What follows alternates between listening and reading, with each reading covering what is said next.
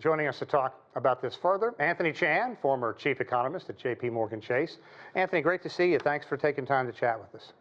Great to see you, Sean. Okay, well, Trump certainly has turned the page, despite the fact the court has not ruled on Lisa Cook's legal challenge, and Stephen Miran was in front of the Senate Banking Committee.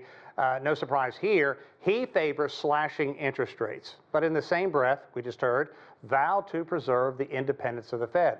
A lot to unfold here. I want to get your thoughts.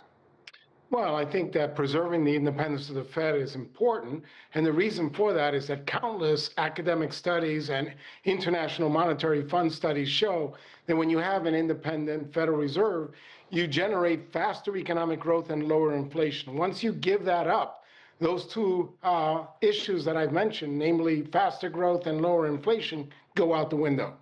Yeah, the important decision hanging over Cook, let's talk about that. Because the Fed, correct me if I'm wrong, has always basically had the appearance of steering clear of any kind of impropriety. So what's at the core of this argument? And do you think that she should have just stepped aside until this had been ruled out? Well, that's always a challenge because we don't really know what the legal issues are behind the accusations. But at this point, she has not had her day in court. And this would be a bit strange for somebody to step down when they haven't, one, been indicted, or two, been prosecuted for a crime.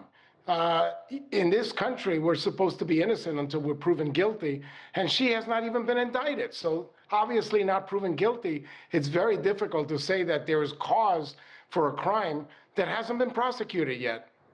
You know, I think if you think back on Trump's first term in office, it's no surprise that he's become so active in talking about what he wants the Fed to do. His fingerprints basically all over this institution as much as possible right now. Amid his name calling, he wants rates cut, and he wants them cut dramatically. Do you think he's eventually going to get his way? Well, I think that already that train has left the station. You heard Jerome Powell, the Fed chair, talking about the fact that he could see the possibility of lower interest rates moving forward. So I think in September, a cut in interest rate is already baked into the cake. And I think that if you look at the futures markets, they're expecting at least two rate cuts of 25 basis points. But still, that is far away from the demands that the president has been making, that the Fed should immediately cut rates by 300 basis points.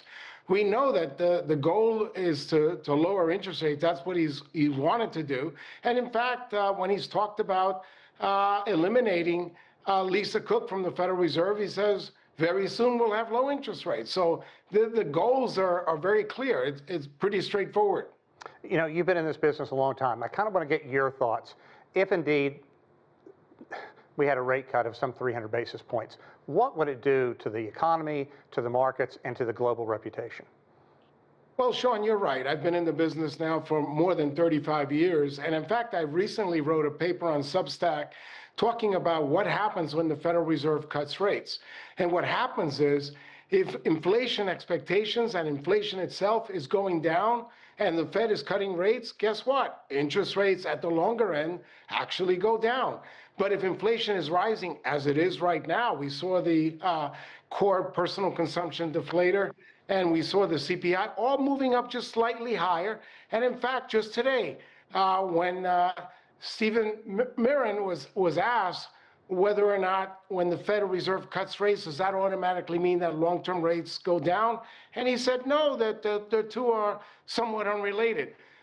Fed Governor Waller also was asked that same question 24 hours ago, and he also said that the Federal Reserve has very little control over long-term rates. So when you cut short-term interest rates, if inflation is going down or if the economy is going to slow down, because when the economy slows down, there are lower credit demands and long-term rates come down.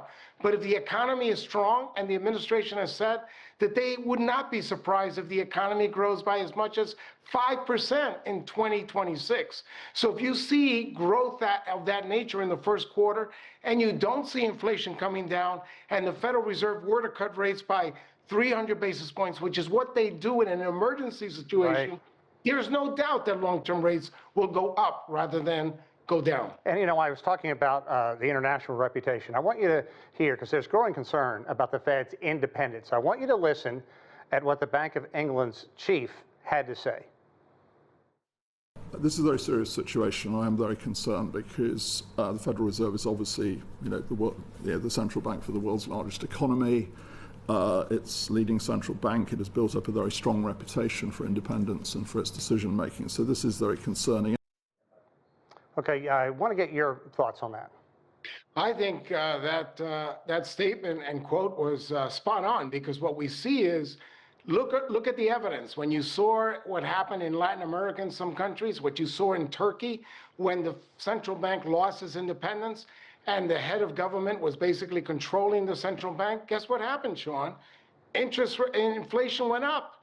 And so even though they cut interest rates, inflation going higher and economic growth collapsing did not lead to the desired result. That is the concern of having a central bank that is controlled by political means rather than economic objectives.